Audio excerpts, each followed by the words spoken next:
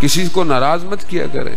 हजरत मूसा अलैहिस्सलाम को परवरदिगार ने कहा, मूसा जब भी कोई साइल आए ना तुम्हारे पास तो ध्यान रखना, ये तुम्हें नहीं पता कि वो कौन है, तुम्हें नहीं पता। अगर दे नहीं सकते तो उसको आराम से माजरत कर लिया करना, क्योंकि तुम्हें नहीं पता वो साइल तुम्हारा इम्तिहान लेने तो नहीं आया कहीं।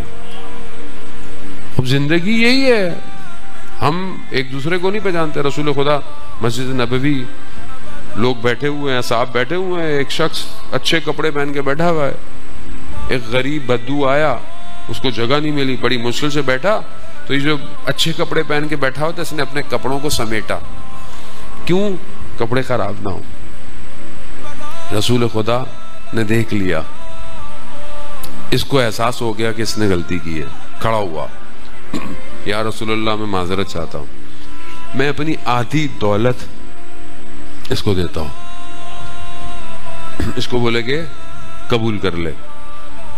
वो शख्स खड़ा हुआ, कहता या रसूलुल्लाह मुझे दौलत नहीं चाहिए।